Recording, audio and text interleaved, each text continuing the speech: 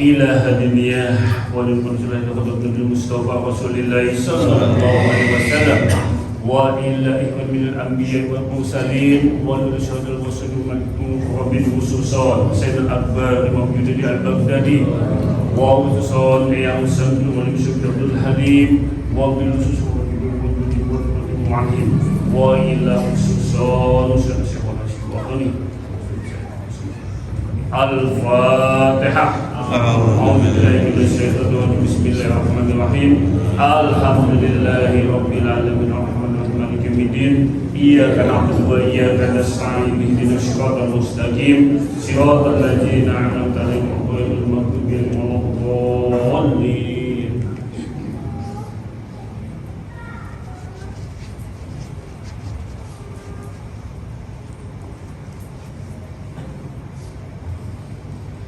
Assalamualaikum warahmatullahi wabarakatuh.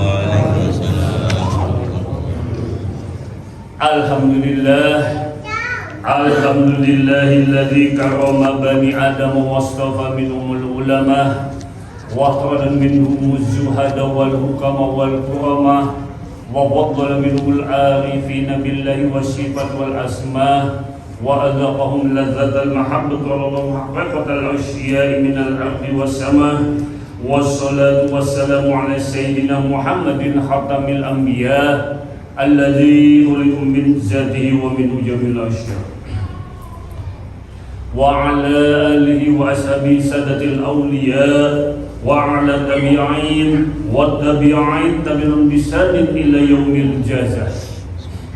Subhanaka la ilma lana illa ma 'allamtana innaka antal alimul hakim wa la haula wa la quwwata illa billahil aliyyil azim. Amma ba'd. Masyur salikin dan salika, kaum bapak dan kaum ibu jamaah pesantren Akmaliyah, saudara-saudaraku semuanya, baik yang hadir di majelis hakikat ini maupun yang mendengarkan di lingkungan pesantren Akmaliyah, dan juga baik yang mendengarkan melalui audio maupun video streaming Akmaliyah. Insya Allah mudah-mudahan di senja hari ini kita senantiasa selalu mendapatkan limpahan rahmat berkat serta hidayah dari Allah Subhanahu wa Ta'ala. Amin ya rabbal alamin. Marilah kita kembali mengkaji kitab Syarh Salikin, di mana kita masih membahas pada kajian yang lalu, yaitu pasal yang lalu, yaitu di sini di mana ialah menjelaskan tentang yang disebut ialah niat, ikhlas dan siddiq. Niat, ikhlas dan benar maksudnya. Nah, pada kajian lalu kita sudah membahas sedikit tentang niat. Niat itu adalah sesuatu yang ada di dalam hati, yang terlintas di dalam hati, itulah yang disebut niat. Nah, nanti kita akan masuk pada hakikat niat. Jadi itulah niat, sesuatu yang diniatkan, apapun, terlebih yang baik. Maksudnya yang diniatkan oleh yang baik, maupun adalah meniatkan dalam bentuk ibadah, contohnya, atau hendak membantu fakir miskin, atau hendak membantu sesama, yang diniatkan, meniatkan sesuatu itu. Nah, niat itu sudah dinilai. Maksudnya niat seseorang untuk memenuhi kebajikan, suatu kebaikan akan dinilai satu. Apabila ia menunaikan dengan siddiq, dengan benar niatnya tersebut, maka akan memperoleh 10 nilai kebaikan.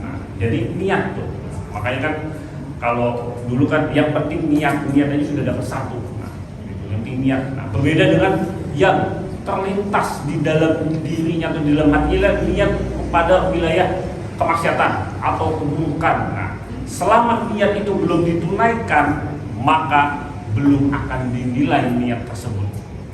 Ya, tapi hati-hati ya, jangan mentang-mentang yang belum ditunaikan. Nah, itu hati-hati. Maksudnya tetap di dalamnya ada godaan, sebagai godaan iblis ya, yang disebutkan ya, yang dapat yuwaswisu fi sudurin nasi minal jinnas, yang dapat membuat hati menjadi was-was. Karena kan niat ada di dalam hati. Nah, kalau kita adalah niat dalam bentuk kejahatan, nah, setan masuk, iblis masuk ke dalam diri kita, nah, membisikkan, nah, akhirnya terjadilah, terkenalah tipu daya setan iblis. Nah, lalu dia melakukan suatu maksiatan atau keburukan, itu sudah dinilai. Nah, dinilai adalah keburukannya. Nah, tapi berbeda dengan orang yang ada di dalamnya niat yang disebut adalah kebaikan, atau yang disebut adalah kalau niat itu dilandasi dengan keikhlasan. Niat itu muhlison, mukhlis, niat di dalamnya ada niat ikhlas. Ini terlebih mempunyai gambaran nilai plus yang luas. Di samping dia ada niat di dalam hati untuk menunaikan suatu kebajikan, ditambah niat semata-mata adalah lurus murni karena Allah Subhanahu wa Ta'ala. Jadi itu niat. Nah, jadi adalah nggak apa-apa niat mau apa namanya membantu kedua orang tua. Nanti kalau ada apa namanya, kalau ada rezeki saya mau membantu orang tua, niat nggak apa-apa, niatkan.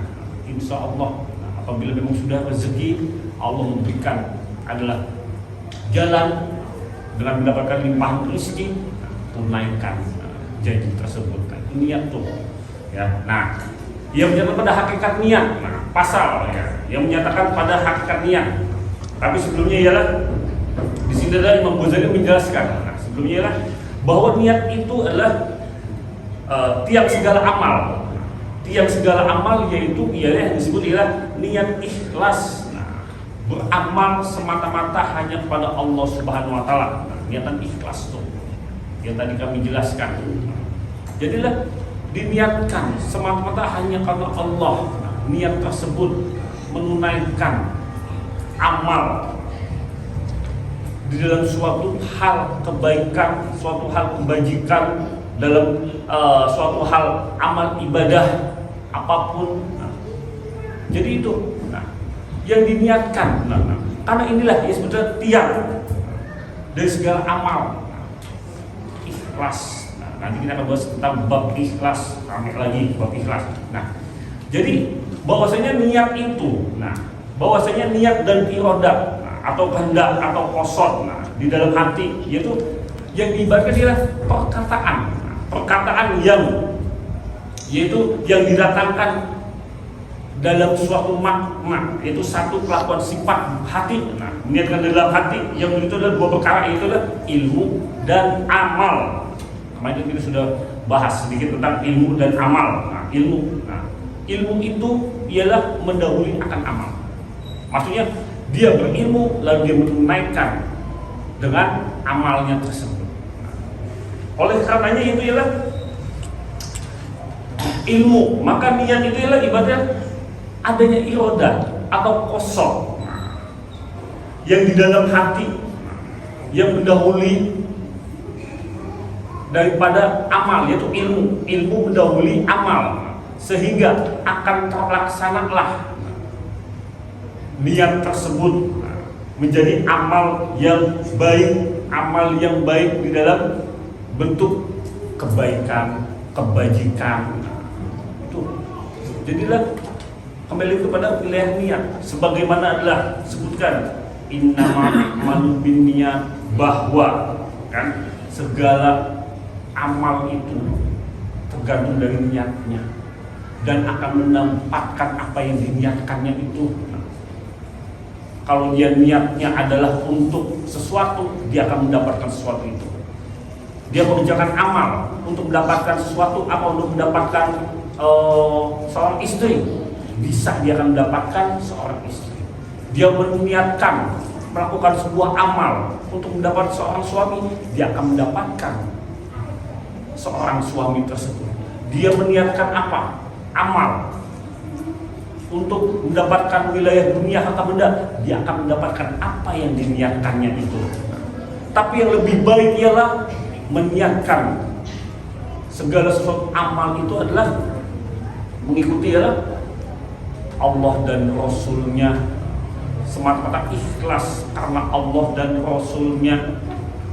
Jadi tidak tercampur dengan sesuatu apapun kecuali dengan ikhlas tersebut. Nah, yang disebut ialah untuk Allah dan Rasulnya, meniatkan segala sesuatu. Inilah yang sebenarnya niatul khalisah. Jadi niat yang ikhlas, tidak tercampur dengan sesuatu apapun. Nah, inilah niat. Nah, oleh karenanya bahwa tiap-tiap ibadah, tiap-tiap ibadah yang lahir itu ialah belajar pada 3 perkara. Yang pertama ilmu, yang kedua ialah niat atau ibadah, yang ketiga amal itu sendiri, yang kedua adalah udhur, kehendak, kejadian dari niat tersebut. Bahwa niat itu lebih baik daripada amal. Sebagaimana Rasulullah Sallallahu Alaihi Wasallam bahwa beliau menjelaskan niatul mu'minina khairun minal amalih. Jadi itu kan niat orang yang mukmin itu lebih baik daripada amalnya. Karena niat orang mukmin itu lebih baik daripada amalnya.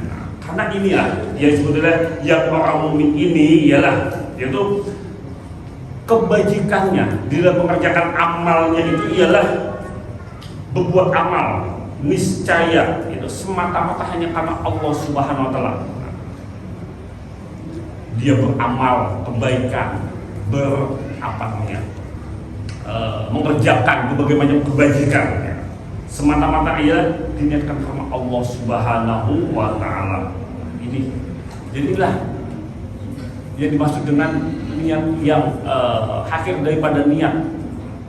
Kalau kita kembali lagi wilayah di dalam diri kita meniatkan segala sesuatu, itu kan dibangun dengan ikhlas. Contoh bagaimana kita ialah di dalam mengikutilah kajian, datang ke majelis taklim, datang ke tempat yang Allah sukai, Allah cinta, Allah ridhoi.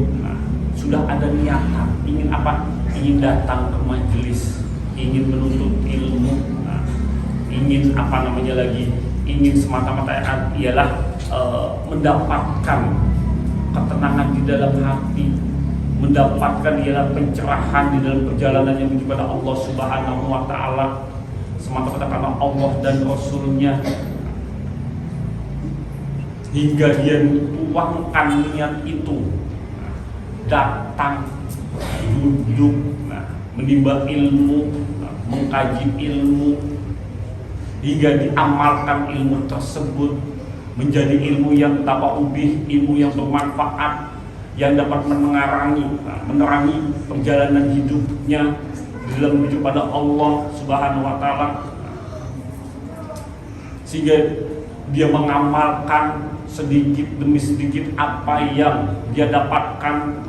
Inilah proses secara jelas bagaimana adalah runutannya sehingga ia menjadi orang yang lurus, yang benar di dalam menjalankan, mengamalkan ilmunya.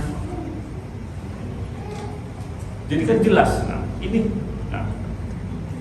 orang-orang inilah yang mendapatkan karunia dari Allah, anugerah dari Allah. Sehingga orang-orang inilah yang suatu saat akan dijemput oleh Allah, mendapatkan perjumpaan dengan dirinya. Jadi kan tujuan utama kita di sini sebagai salikin, sebagai salikah berjalan kepada Allah. Dia kan berjalan kepada Allah, diniatkan semata-mata hanya karena Allah. Niatnya saja sudah semata-mata hanya karena Allah, bukan karena yang lainnya. Ini kan sudah ada wilayah ikhlas yang sesungguhnya. Apabila di dalam perjalanannya itu dalam meniatkan sesuatu selain Allah, ada hidden interest sebutnya, ada intrik di dalamnya. Apa contohnya? Contohnya adalah mungkin meniatkan adalah bukan semata-mata karena Allah, ada bercampur karena apa? Karena ingin mendapatkan sesuatu. Apa contohnya? Bisa jadi ada kedikjayaan, atau bisa jadi ada kesaktian, mungkin adalah mendapatkan merawang lah, bisa menerawang seperti apa namanya itu paranormal, bisa melihat masa depan, mungkin ada bisa sebagai orang yang tanda kutip orang pintar. Atau tidak menutup kemungkinan orang-orang yang berjalan kepada Allah dengan baik dan benar, orang-orang yang menuju pada Allah dengan lurus, dia mengamalkan apa yang diijazahkan oleh mursyidnya dengan baik dan benar, tidak menutup kemungkinan akan terbuka semua hijab-hijab tersebut. Jadi maksudnya Allah akan memberikan berbagai macam bentuk karunia anugerah kepada dirinya, berbagai macam bentuk. Nah, itulah hakikat sesungguhnya ujian dan cobaan bagi orang-orang yang mendapatkan kenikmatan anugerah dari Allah. Apabila dia terlena, lalai, maka bisa terhenti perjalanannya kepada Allah Subhanahu wa Ta'ala karena menikmati. Padahal sesungguhnya yang diniatkan, yang dituju ialah Allah Subhanahu wa Ta'ala, dan dia akan mendapatkan gemerlap itu, berbagai macam bentuk anugerah. Itu. Jadi bisa saja orang-orang yang menuju pada Allah itulah mendapatkan apa namanya, indra keenam lah, sixen lah, mungkin adalah bisa berbicara dengan empat anasir, angin, bisa mengendalikan angin, mungkin adalah bisa berbicara dengan pohon atau daun-daunan, mungkin ada bisa berbicara dengan empat anasir, tanah, mungkin api, mungkin air. Nah, itu sah-sah saja dan bisa saja. Kalau terlena di situ, nah itulah yang dapat menghentikan perjalanannya kepada Allah Subhanahu wa Ta'ala. Nah, ya, karena apa? Karena memang diniatkan sesuatu selain daripada Allah. Berbeda bagi orang yang berjalan kepada Allah hanya fokus, nah, hanya semata-mata karena Allah, nah, dan itu sebuah anugerah, nah, dan akan dia tinggalkan. Nah, bukan berarti tidak akan dia manfaatkan, akan tinggalkan. Maksudnya tetap lurus kepada Allah Subhanahu wa Ta'ala dan dia tidak terjebak di dalamnya. Nah, ya, nah itulah niat. Nah, lagi sahdan. Segala amal itu terbagi atas 3 bagian. Yang pertama amal. Yang pertama ialah maksiat, kedua taat dan mubah. Dan inilah. Nah, dan adapun taat itu ialah maka tak dapat tidak di dalamnya itu daripada niat. Maksudnya adalah orang yang memang adalah taat tidak lepas daripada niat. Taat dalam hal ibadah, mentaati sesuatu amal ibadah tidak lepas dari suatu niat, dan adalah meninggikan niat di dalam berbuat ibadah dan memperbanyak niat itu di dalam berbuat ibadah, yaitu menaikkan derajat ibadah dan memperbanyak akan pahala. Jadi siojanya itulah membanyak niat di dalam ibadah. Di dalam ibadah apa yang diniatkan di dalam suatu amal ibadah tersebut atau suatu amal tersebut. Nah, inilah oleh karenanya di sini Imam Ghazali membagi 8 niat seperti orang yang hendak duduk dalam masjid. Nah, membagi 8 niat. Yang pertama ialah niat tersebut ialah tatkala masuk dalam masjid seolah-olah berniat akan mendatangi atau menziarahi Allah Subhanahu wa Ta'ala. Yang kedua ia berniat yaitu ialah murabatoh, yaitu ialah mentaati, dimana utamaan dari sholat berjamaah atau sembahyang berjamaah. Niat nih kalau berjamaah kayak lagu ya, satu saja diragukan itu adalah apa namanya, betapa istimewanya, keistimewaan di dalam berjamaah, apalagi sholat ya, yang disebut ialah hubungan dengan Allah Subhanahu wa Ta'ala, connecting dengan Allah di dalam berjamaah.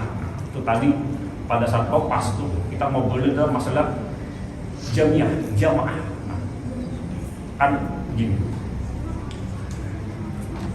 kalau kami di sini adalah apa namanya adalah membiasakan untuk berjamaah tarekoh di malam malam Rabu, malam Sabtu dan malam Minggu. Nah, berjamaah. Nah, bukannya tidak boleh, munfarid boleh, nah, munfarid ya boleh, bebas munfarid mau apa sih bebas. Nah, maksudnya berjamaah inilah untuk mengikat persaudaraan, energi satu saudara dengan yang lainnya. Nah, sehingga di dalam berjamaah tarekoh ini adalah ada keikatan, ada keterikatan dalam bentuk spiritual, bahkan psikologis, bahkan adalah ada energi yang menyatu di dalamnya, sehingga apabila orang yang benar-benar ialah berjamaah sungguh-sungguh satu saudara dengan saudara yang lainnya, insya Allah tidak akan ada zon sedikit pun pada saudaranya. Kalau analoginya kan ialah bagaikan sapu lidi, di mana adalah sapu lidi kalau satu tidak bisa membersihkan, tapi kalau dia digenggam dijadikan satu, diikat, dia bisa untuk membersihkan apapun. Nah, ini analoginya. Nah, kita sendiri untuk membersihkan hati, karena kita adalah makomnya seorang salikin, seorang salikah di mana dalam perjuangan kepada Allah Subhanahu Wa Taala, tentunya membutuhkan energi lebih. Energi lebih untuk membersihkan hati ini. Jadilah kalau kita bersatu bersama-sama, nah bersatu bersama-sama untuk membersihkan hati satu dengan yang lainnya, tidak menutup kemungkinan Allah akan lebih cepat di dalam tazkiyatun nafs, membersihkan apa yang di dalam hati kita dari penyakit-penyakit hati, amarah, lawamah dan sawalah. Tidak akan kemungkinan akan lebih cepat. Kenapa? Karena kita bersatu satu dengan yang lainnya. Kenapa? Karena pangkal dari permasalahan penyakit dalam hati itu apa? Su'uzon. Jangankan sujud kepada guru, pada mursyidnya. Kalau kita sudah sujud kepada saudara seperjalanan, itu sudah salah. Tuh. Kenapa? Jelas bahwa adalah syarat bagi seorang perjalanan kepada Allah ialah saudara seperjalanan. Kalau dia sudah menemukan saudara seperjalanan, maka akan menjadi connecting, terikat satu dengan yang lainnya dalam wilayah ialah apa namanya? Wilayah, mungkin Anda bisa bilang adalah keterikatan, connecting, kedua dalam wilayah mungkin batiniah, ada kecocokan satu dengan yang lainnya, sehingga adalah mudah dia ialah sharing dari berbagai macam ilmu, sehingga tidak ada wilayah pembenaran di dalam dirinya karena sudah sama-sama satu dengan yang lainnya. Nah itu, sehingga tidak ada sukujun satu dengan yang lainnya. Apabila temannya ialah saudara seperjalanan ini adalah membutuhkan bantuan, dia akan dengan ikhlas memberi bantuan karena tidak ada sedikit pun zon dengan saudaranya tersebut. Begitu sebaliknya. Nah, inilah dia disebut saudara seperjalanan yang sesungguhnya. Nah, kalau tanpa ada keterikatan seperti itu akan sulit. Makanya kan kita disuruh ya mencari teman seperjalanan di dalam perjalanan kita menuju pada Allah Subhanahu Wa Taala, untuk saling mengingatkan, baik dalam keadaan kita lalai lupa, dan untuk saling menguatkan di dalam perjalanan kita menuju pada Allah Subhanahu Wa Taala. Ya, itu, nah, itulah. Ya. Lalu yang ketiga ia seperti iktikaf. Nah, iktikaf, maka iktikaf ini ialah melengahkan pendengaran, penglihatan dan anggota segala tubuh. Nah, yang biasanya bahwa iktikaf ini adalah salah satu bagian daripada puasa. Maksudnya iktikaf berdiam di dalam masjid. Nah, kalau kita lihat berdiam di dalam majlis untuk nunggu mungkin apa datanya waktu jamaah, waktu fardu, kemudian waktu tarekoh, mungkin waktu kajian, dia bisa duduk diam iktikaf. Nah, ini seperti ini. Nah, yang keempat adalah berniat seperti holwat di dalam masjid. Nah, berniat akan holwat di dalam masjid. Nah, itu ialah melepas semua kebimbangan yang ada di dalam hatinya. Nah, disebutkan dia semata hanya memikirkan wilayah akhirat, memikirkan adalah wilayah akhirat kepada Allah Subhanahu wa taala. Semata-mata hatinya selalu dzikirullah. Itu jadi yang keempat. Nah, yang kelima itu berniat ia sunyi. Nah, di dalam masjid karena memperbanyak akan zikir kepada Allah dengan zikrullah, dan ialah memperbanyak mendengarkan ayat-ayat Al-Quran. Nah, ini niat nih. Yang sebenarnya niat adalah bagaimana Imam Ghazali dan membagi niat itu bagaikan.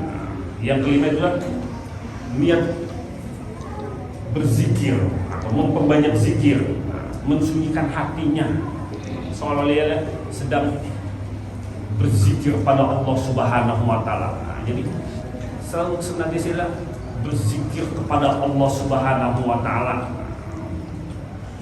Yang keenam, yaitu mengkosotkan, bahwa mengkosotkan ketika ia akan masuk ke dalam masjid itu memberi faedah ilmu. Nah, ilmunya itu, nah, contohnya itu ialah orang yang punya ilmu.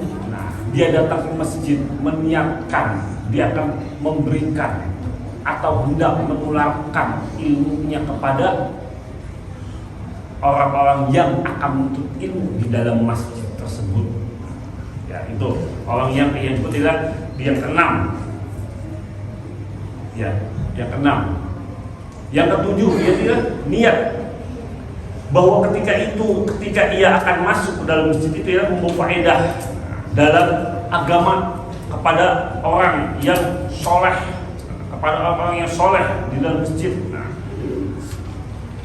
karena berhimpun dengan orang yang soleh-soleh di dalam masjid itu adalah ada beberapa faedah. Maksudnya ialah ia niat, berniat seolah-olah ia masuk dan dia kumpul bersama dengan orang-orang soleh, orang-orang para kekasih Allah. Nah, kalau orang para kekasih Allah, nah bisa dibayangkan dong kalau kita ialah berniat adalah untuk kumpul bersama para kekasih Allah atau orang-orang yang Allah cintai.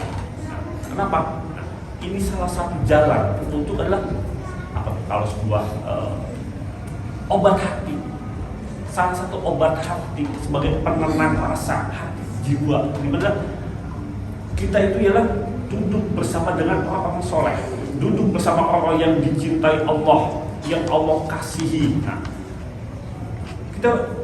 mungkin kita pernah merasakan hal tersebut, di mana adalah banyak orang yang cerita mungkin pada saya ialah, kenapa ya kalau pada saat saya lagi gelisah, hati lagi bimbang, mungkin hati lagi segala macam, mau ngadu ke bapak dulu pemusik kita kan, mau ngadu, mau cerita, mau menggunakan lah, mau semua yang ada di dalam hati segala macam, karena hati sudah pengap gitu.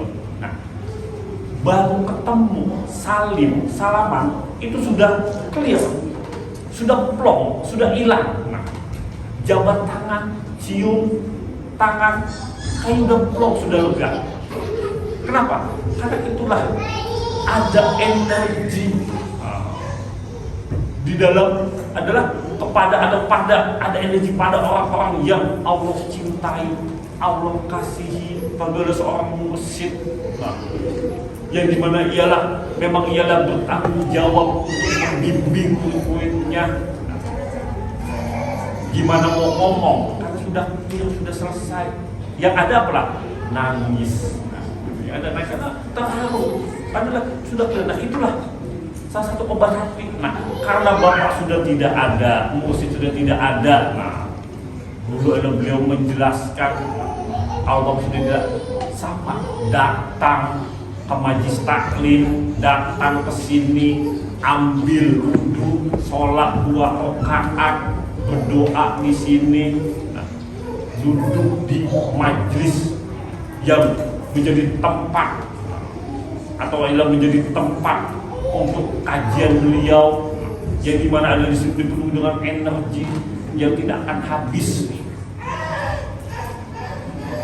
Sama itu, mungkin agak lebih marah, datang ke makbarah, memperbanyak sholawat. Ingat ya, kalau ke makbar itu udah perbanyak sholawat, bukannya justru ada curhat, apalagi minta doa. Ingat tuh, ya jangan sampai salah kaprah nanti, bukannya mendapat berkah malah menjadi syirik hukumnya, ya kan? Nah, jadi kalau ke makbar ya perbanyak sholawat, bukannya kita adalah meminta doa kepada yang sudah menjadi jasad atau menjadi tanah. Nah, justru kita perbanyak sholawat. Tuh, nah kan jadi itu. Nah, hati-hati tuh. Nah, jadi itu. Nah, itulah orang-orang yang soleh. Nah, berkumpul dengan orang yang saya menyiapkan seperti itu. Nah, jadi itu yang kedelapan ialah bahwa niat yang di dalam masjid, dia berniat di dalam masjid, dia meninggalkan karena segala maksiat. Nah, meninggalkan segala maksiat dan malu ia kepada Allah. Nah, karena masjid itu ialah seperti baitullah, seperti rumah Allah. Nah, masjid seperti rumah Allah. Nah, jadi itu ya. Jadi yang kedelapan ya seolah-olah meniatkan bahwa berniatnya di dalam masjid meninggalkan segala maksiat dan malu atau adalah takwa pada Allah Subhanahu wa taala dalam masjid seperti baitullah. Nah, ini dan inilah dan dikiaskan olehmu akan amal tersebut yaitu segala amal yang lain, maka sebab berhimpun beberapa niat ini maka jadi sucilah amal daripada segala riya, segala kejahatan, dan bertambah pahala amal itu.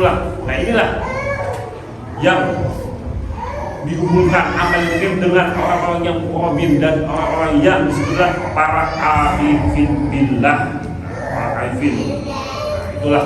Nah, jadi itu yang penting adalah di dalam mengerjakan amal. Sekali lagi di dalam mengerjakan amal, pertama niat. Semata-matanya ada Allah dan dengan ikhlas, agar tidak terkena penyakit itu tidak riya disebutnya wilayah sinkofi. Nah itu ya, wilayah sinkofi itu. Nah dan lagi, di sini adalah dijelaskan bahwa ialah Imam Ghazali menjelaskan bahwa ialah seperti kata Nabi SAW, innama a'malu binniyat. Nah, itu sudah bahas. Hanya segala amal itu datang atau segala amal itu ialah akan diperoleh apa yang diniatkannya. Ya, yang menjadi niatkan itulah yang akan menjadi segala amal tersebut. Nah, ya. Nah, itulah amal yang paling utama ialah meniatkan segala sesuatunya karena Allah dan Rasulnya. Ikhlas maksudnya semata-mata hanya karena Allah dan Rasulnya. Kita pada yaitu bagaimana sih menyatakan kepada niat.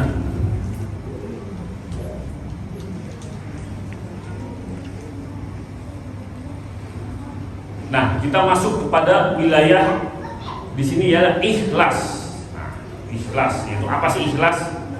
Ikhlas yang menyatakan pada ikhlas. Kalau tadi kita sudah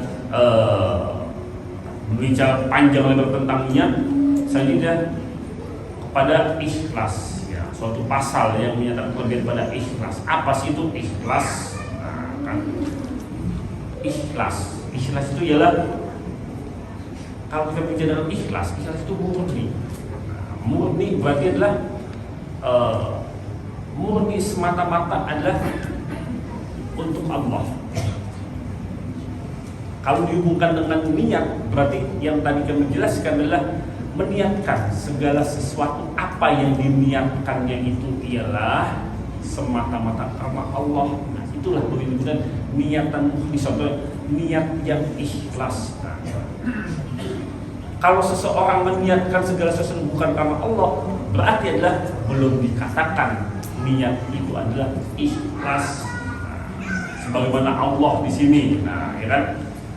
Di dalam surat Al-Bayyinah tuh, wa ma umiru illa liya'budu mukhlisina lahu din. bahwa ialah dan tidak disuruh itu, melainkan hanya beribadah kepada Allah semata-mata, hanya karena ikhlas meluruskan agama di dalam apa namanya ibadah ya. Semata meluruskan niat hanya karena Allah. Nah, ikhlas. Kalau kita berbicara ikhlas pasti akan panjang lebar. Kenapa? Karena ikhlas inilah yang disebutlah memurnikan semata-mata hanya karena Allah.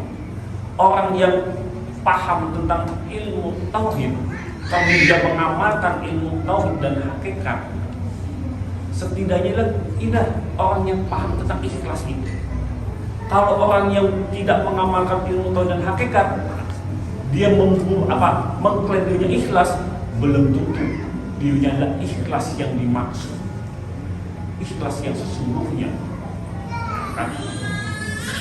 Contoh bahwa, contoh nih, apa namanya? Anggaplah contoh dalam bentuk akidah, pemahaman. Yang satu orang yang anggaplah orang awam yang tidak mengamalkan atau tidak mempelajari ilmu tauhid dan hakikat. Yang satu adalah orang yang paham, bahkan dia orang yang memahami dan mengamalkan ilmu tauhid dan hakikat dalam sikap pandang, maksudnya dalam memandang dirinya ada dalam bentuk wujud ikhlas, ya kan? Ini ikhlas nih, karena ikhlas itu ada di dalam hati. Hanya Allah yang tahu lintasan hatinya. Jadi kalau orang yang menyebutkan adalah, wah saya sudah ikhlas memberikan sesuatu untuknya, tapi dia adalah bukan orang yang mengamalkan ilmu tauhid dan hakikat, nah inilah belum dikatakanlah benar yang sesungguhnya. Bahkan bisa jadi ikhlasnya adalah tanda kutip bilang mungkin tercampur dengan sesuatu. Ya, contoh sikap pandang di dalam hidup ada, dicontohkan dalam mungkin yang sederhana aja. Yang sederhana adalah seseorang yang memberikan anggaplah sumbangan, anggaplah mungkin sedekah, atau anggaplah mungkin adalah kalau di jalan-jalan itu kan ada suka tukang minta-minta ya, yang anggaplah apa sih namanya itu, anggap inilah yang menadah tangan ke atas ya, minta-minta di jalan segala macam.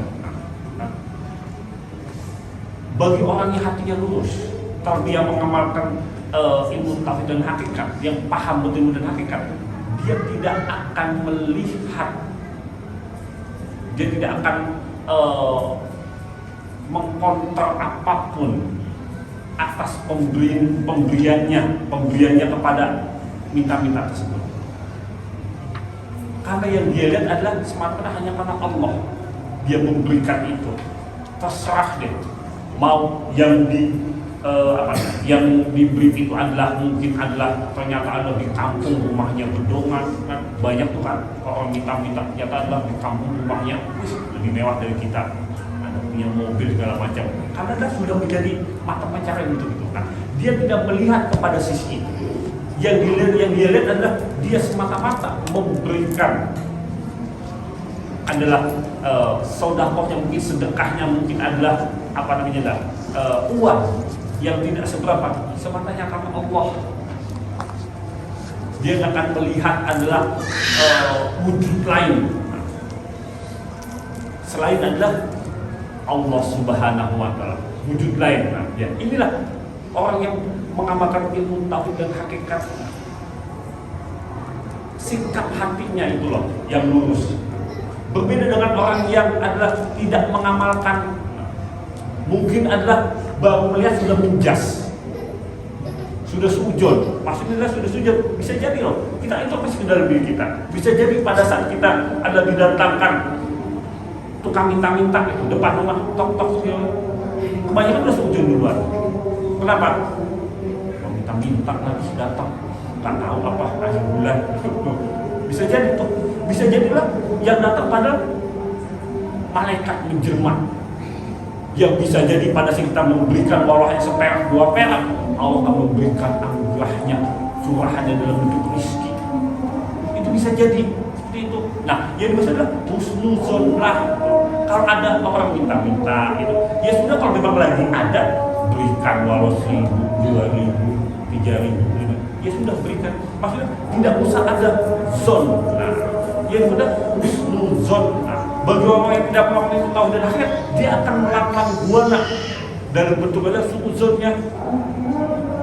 Ya, itu padahal masih gagah. Kenapa jadi minta-minta di pinggir jalan semua macam, pasti itu segala macam. Nah, berbeda bagi orang yang adalah mempunyai sikap pandang seperti itu. Nah, inilah itu baru hal kecil, belum meluas. Nah, inilah orang yang sebenarnya beramal dengan ikhlas, maka hanya karena Allah Subhanahu wa Ta'ala. Dia tidak akan tercampur dengan suatu selain Allah. Ini, nah itu ya. Kalau dikisahkan, wah banyak. Bahkan adalah ada kisah sedikit, ada kisah nyata di mana adalah mungkin tahu dulu ya almarhum Taktris tuh. Ini kisah nyata nih, belum nyata nih. Langsung kalau bisa juga hadis sahih, mutawatir lah. Kalau hadis sahih dah. Jadi pada saat itu beliau almarhum itu, nah ini kita bapak juga nih, kan udah sahih, mutawatir, pokoknya udah hadis pentinggi kalau dikata. Nah, beliau itu adalah pada saat itu datang seorang minta-minta, bapak-bapak datang, disatu, ada duit cuma goceng. Saya mungkin bisa buat beli rokok. Dulu kan rokok mungkin harganya mungkin 5.000 itu bisa buat satu bungkus Samsung mungkin kan. Assalamualaikum Pak. Oh gak ada. Dilarang bapak langsung turun. Kamu kasih tulis. Enggak apa kita bilang. Kamu kalau kasih itu malaikat menjelma doa kejar ada. Itu. Nah, jadi Allah akan memberikan, maksudnya jalan untuk memberikan anugerahnya pada kita itu dalam berbagai macam bentuk jalan, termasuk jalan yang kita tidak duga-duga. Nah, inilah fungsinya dari husnuzon kepada sesuatu apapun. Walaupun ada yang kita lihat itu adalah jelek, gitu, tapi sebenarnya yang baik di sisi Allah itu ya yang paling baik untuk kita. Nah, itu, nah ini yang adalah husnuzon. Nah ya. Nanti di rumah kalau tiba-tiba ada orang tua minta, udah nggak usah panjang lebar, kasih 1.000, 2.000, ya kan? Nah, itulah untuk mendapatkan salah satu jalan mendapatkan keberkahan dan keselamatan dari Allah Subhanahu wa Ta'ala. Nah, ya, nah masih panjang ke ikhlas, nah ya. Jadi akan kita lanjutkan pada kajian yang akan datang. A'udzubillahi minasyaitonir rajim. Bismillahirrahmanirrahim. Raditu billahi wa billahi Muhammadin nabiyya. Raditu billahi wa billahi Muhammadin nabiyya. Raditu billahi wa billahi. Asyhadu an la ilaha illallah wa asyhadu anna Muhammadar rasulullah. Assalamualaikum warahmatullahi wabarakatuh.